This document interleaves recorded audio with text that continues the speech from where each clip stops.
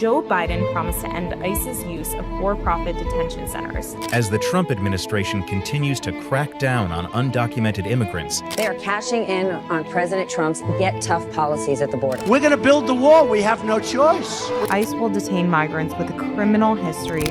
America's border isn't just a line on a map. It's an economy. Every year, billions flow through a machine built not just to control immigration, but to profit from it.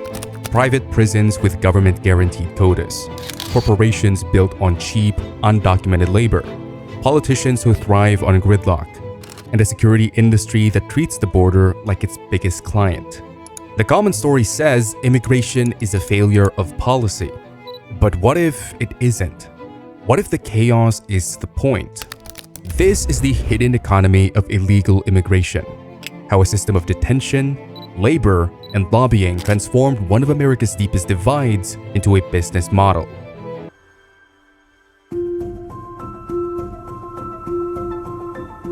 The modern business of immigration didn't just appear at the border.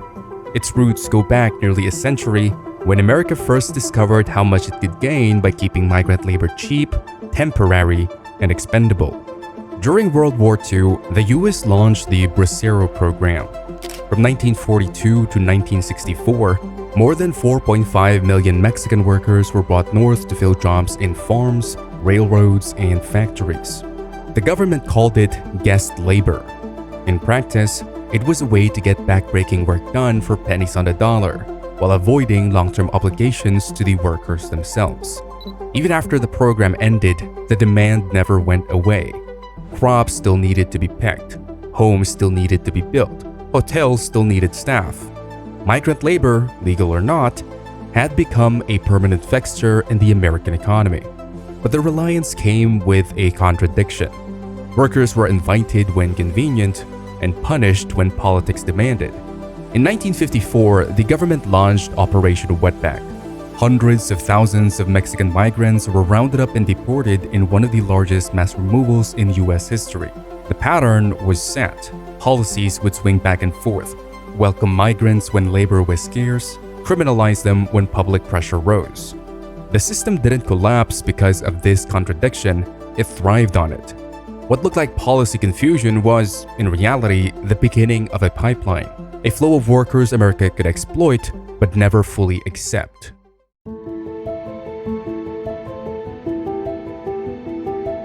Undocumented migrants make up about 4.6% of the US labor force, roughly 7.8 million workers according to Pew Research. They aren't evenly spread. In agriculture, nearly half of all field workers are undocumented. In construction, it's around 15%. Hotels, restaurants, and elder care facilities lean on this hidden workforce every single day. It's a system built on dependence and denial. Corporations benefit from low-wage, off-the-books labor while maintaining plausible deniability. When ICE raids hits the factory floor, it's workers who are marched out in handcuffs, not the executives who built their profit models on hiring them. Take Tyson Foods. In 2001, federal prosecutors indicted managers for conspiring to smuggle undocumented workers into plants. The case ended in acquittals, but the raids uncovered more than 2,000 undocumented employees across multiple states. Tyson's defense? They couldn't possibly know. Or the Trump Organization, which was found to have employed undocumented housekeepers at multiple golf clubs for years. One says she often came into contact with the president, making his bed and doing his laundry. Even while the company's namesake ran on promises of mass deportations. And when companies are caught, the punishment is often negligible. In 2018, ICE conducted nearly 6,000 audits of employer I-9 forms. The total collected in fines that year, $10.2 million. For perspective, Tyson Foods' revenue that same year was $40 billion. That's not a deterrent, that's a rounding error. The pattern is clear. Enforcement falls hardest on individuals, the very people whose labor the system quietly relies on. The corporations, shielded by scale and influence, continue to benefit.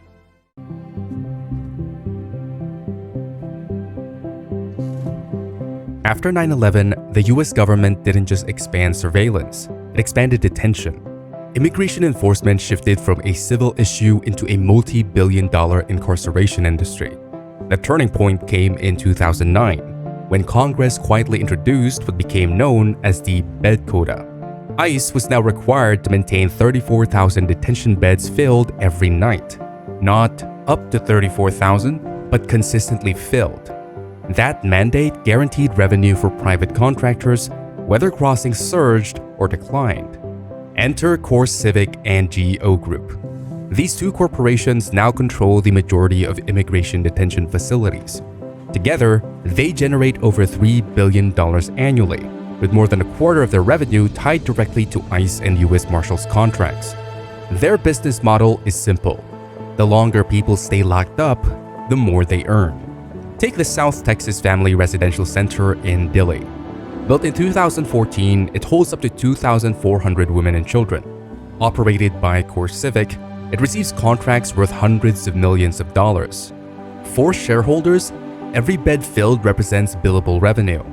For detainees, it represents indefinite waiting. By 2018, ICE detention costs ballooned to $3.1 billion per year. Today, the federal government spends more on immigration enforcement than on all other federal law enforcement agencies combined, including the FBI, DEA, and Secret Service. And yet, the economics don't punish inefficiency. If detainees are released quickly, revenue drops. If cases drag on for months, shareholders win.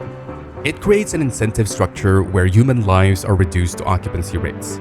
This isn't about border security anymore.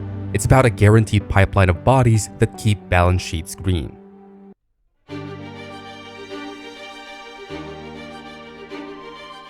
If detention centers and private contracts are the hardware of America's immigration machine, political gridlock is the software. It keeps everything running, not by solving the problem, but by refusing to. Since 1986, when Ronald Reagan signed the last major amnesty bill, Congress has tried and failed more than 40 times to pass comprehensive immigration reform. Every proposal, from George W. Bush's guest worker program to the bipartisan Gang of Eight bill in 2013, collapsed under partisan warfare. But here's the paradox. The system profits from the stalemate. DICA and temporary protected status give millions a limbo status. Work authorization, but no pathway to citizenship. Employer gets the labor, enforcement agencies get the funding, and politicians get the talking points. Nobody has an incentive to close the loop. During elections, immigration is weaponized as a fundraising machine. In 2020 alone, campaigns spent more than $400 million on ads mentioning the border. But once ballots are counted, those promises fade. Why? Because perpetual crisis pays better than resolution. Meanwhile, each year, Congress approves ICE's budget, which has more than doubled since 2005 to nearly $9 billion today. Both parties sign off, even while accusing each other of doing nothing. This isn't a legislative failure. It's a legislative design. The fight itself is the business model. The longer it drags on, the more money flows into detention contracts, border surveillance, and campaign coffers.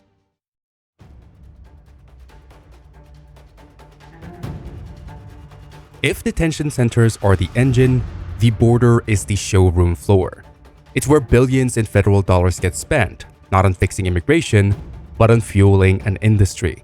Since 2003, when the Department of Homeland Security was created, the Customs and Border Protection budget has ballooned from $5 billion to more than $15 billion today.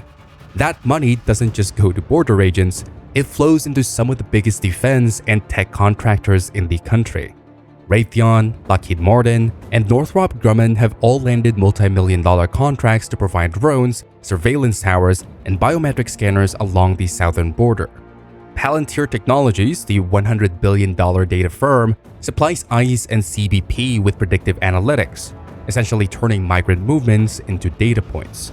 Even the Build the Wall movement, which raised over $25 million in private donations and billions in government contracts, became a windfall for construction companies and material suppliers.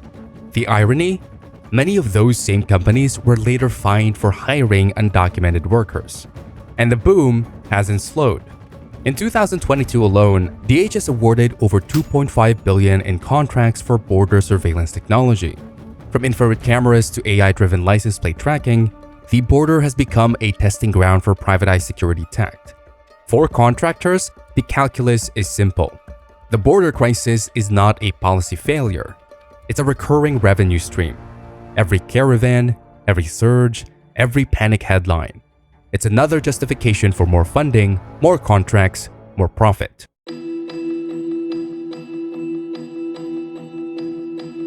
It isn't just defense contractors and private prisons cashing in. The immigration system also sustains an entire aid and administration economy, one that looks benevolent on the surface but still runs on federal dollars. Take the Vera Institute of Justice. In 2021, Vera received a $171 million contract from the federal government to provide legal aid for unaccompanied minors. By 2023, that figure climbed to nearly $350 million. That's taxpayer money routed not to fix the pipeline, but to manage it. Universities have also stepped into the system. Schools like the University of Arizona and University of Texas have won multi-million-dollar federal grants to develop migrant data systems, track border flows, and run policy labs. Critics argue these institutions are both academic watchdogs and administrative partners, blurring the line between independent research and paid service. Nonprofits, too, are part of the cycle. Southwest Key Programs, one of the largest shelter operators for migrant children, has received more than $1.5 billion in federal contracts over the last decade. Their executives earn seven-figure salaries, running what looks less like charity and more like a sprawling government subcontractor. And this is the quiet paradox. Aid groups and universities often criticize immigration enforcement in public while depending on it financially in private. The longer the crisis drags on, the more grants, contracts, and funding flow their way. What looks like humanitarian relief is, in many cases, a parallel business model.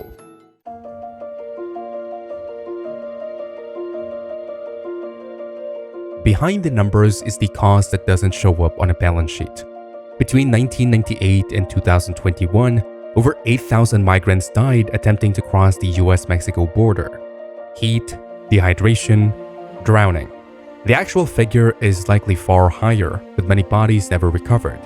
Each death is treated as a tragedy, but within the system, it doesn't slow the machinery. Detention centers hold families for months. In 2019 alone, ICE detained more than 500,000 people. Private prison companies are paid per bed, per night. The incentive isn't resolution, it's duration. Every extra day means more revenue. Even outside detention, the math is stark. Undocumented immigrants contribute an estimated $12 billion annually in state and local taxes. They also pay billions into Social Security, money they will never claim. Add court fees, remittances, and wage deductions, and the result is clear. Even without rights, they remain profitable to the system. The people caught in this loop are treated less like workers or neighbors, and more like revenue streams. Detain them, deport them, or let them work in the shadows. At every stage, someone earns a return.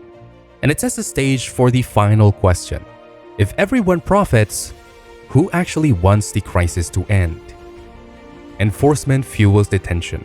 Detention fuels profit. Profit fuels lobbying. Lobbying fuels gridlock. Headlines frame immigration as chaos. The contracts say otherwise. Private prison stocks. Defense contractors, surveillance startups, even NGOs with billion-dollar federal grants. Reform would kill their business model. So the dysfunction isn't an accident. It's insurance. Every crisis guarantees contracts. Every delay guarantees another fiscal year of funding. This is why the border is never secure and the system never humane. Not because it can't be, but because too many people are paid to keep it broken. This is Bedlam Bear. Subscribe for stories behind the systems shaping your world.